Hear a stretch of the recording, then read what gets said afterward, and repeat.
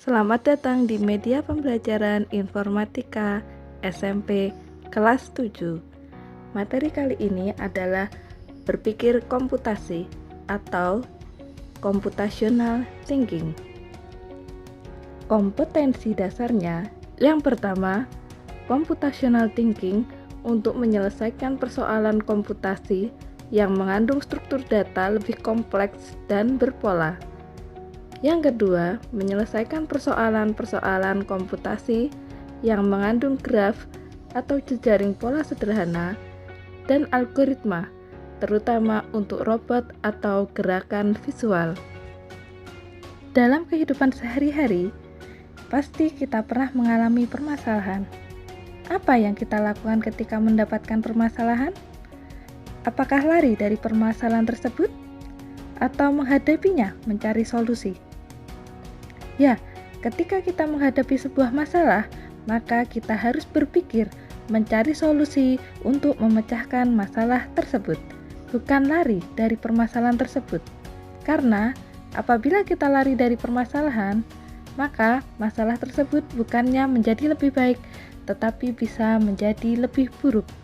Apabila kita menghadapi sebuah permasalahan, tetapi kita tidak tahu bagaimana cara menyelesaikannya, hal itu karena kita tidak tahu bagaimana cara berpikirnya.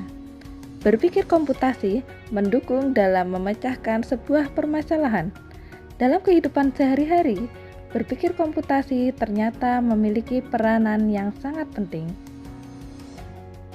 Berpikir komputasi atau dalam bahasa Inggris disebut dengan computational thinking merupakan sebuah pendekatan dalam proses pembelajaran dalam pengembangan aplikasi komputer. Berpikir komputasi memiliki peran yang sangat penting karena tidak hanya dapat digunakan pada pengembangan aplikasi komputer saja, namun dapat digunakan untuk mendukung pemecahan masalah pada semua disiplin ilmu. Berpikir komputasi adalah sebuah teknik untuk memecahkan masalah yang sangat luas penerapannya.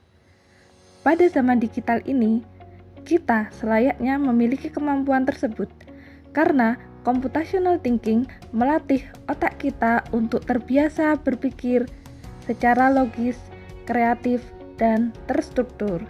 Berikut ini adalah beberapa contoh penemuan dengan cara berpikir komputasi. Yang pertama, yaitu kalkulator. Yang kedua, pembayaran online. Yang ketiga, belajar online.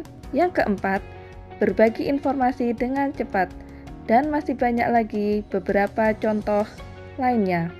Berpikir komputasi merupakan metode dan proses berpikir untuk menyelesaikan persoalan dengan menerapkan hal-hal berikut ini. Yang pertama, dekomposisi. Dekomposisi membagi suatu permasalahan menjadi submasalah atau bagian-bagian kecil untuk kemudian submasalah tersebut kita cari solusinya. Berikut contoh sederhana dekomposisi. Apabila ada suatu masalah yang besar, kemudian dari masalah yang besar tadi kita uraikan menjadi beberapa masalah kecil.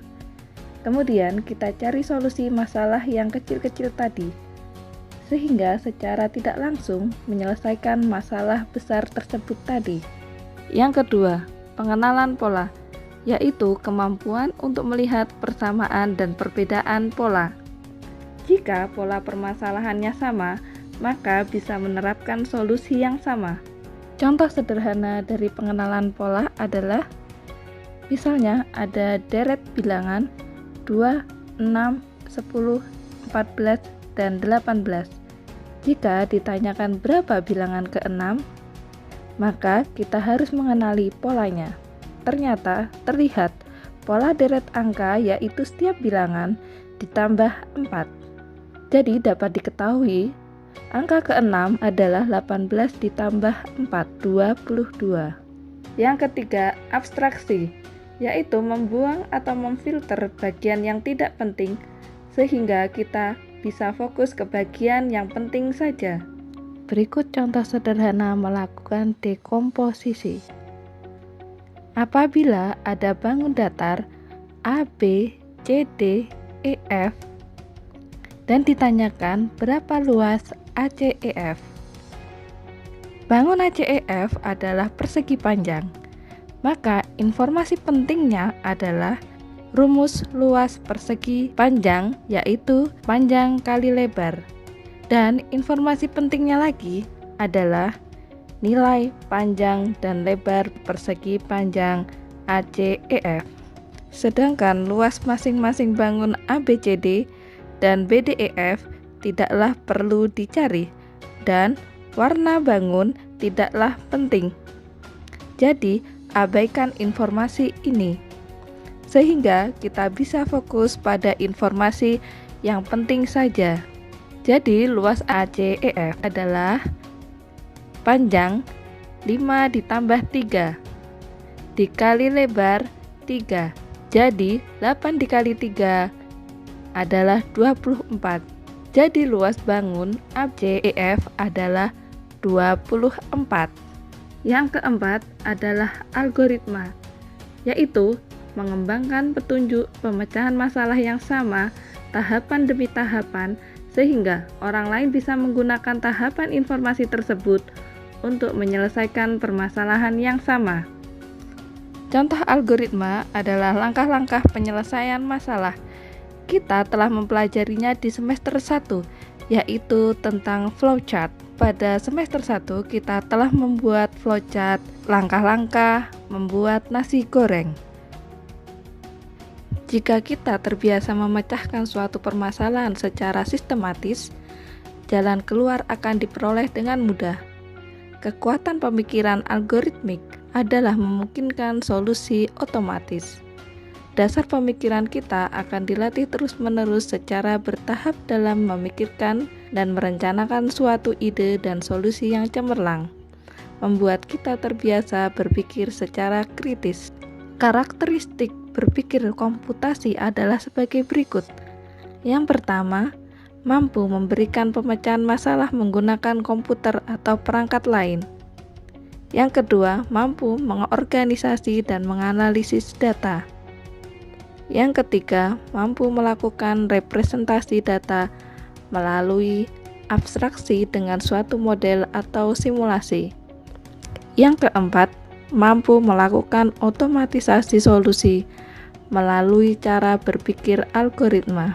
Yang kelima, mampu melakukan identifikasi analisa dan implementasi solusi dengan berbagai kombinasi langkah atau cara dan sumber daya yang efisien dan efektif.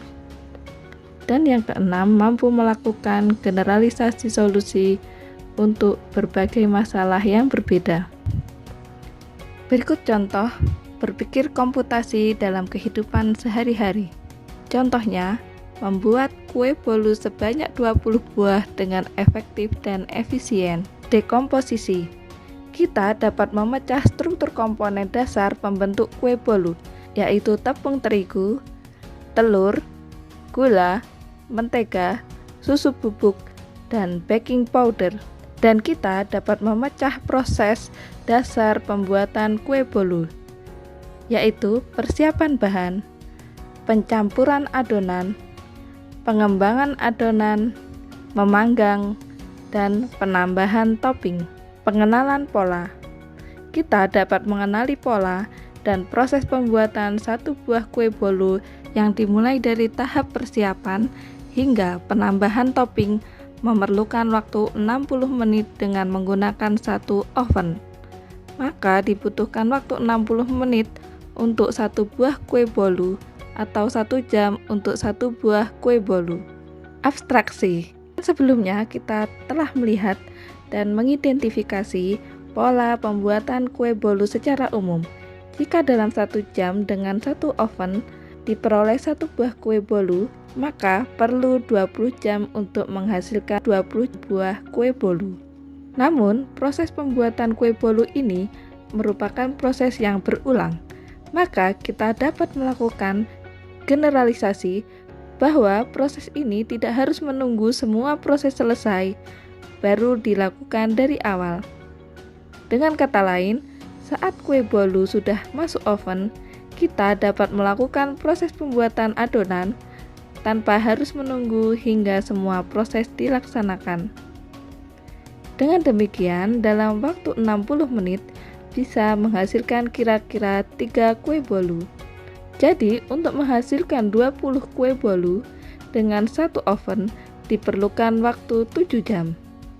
Algoritma membuat langkah dan tahapan membuat kue bolu yang paling efektif dan efisien sesuai dengan pola dan abstraksi sebelumnya hingga tahap akhir diurutkan secara lengkap. Demikian contoh pemecahan masalah berpikir kritis. Berpikir kritis dapat dipelajari dengan cara berlatih menyelesaikan persoalan-persoalan yang terkait komputasi. Selain itu, bisa dilakukan melalui persoalan sehari-hari dan latihan-latihan yang menarik. Siswa menerapkan teknik yang cocok, yaitu dekomposisi, abstraksi, pengenalan pola, dan algoritma untuk mendapatkan solusi.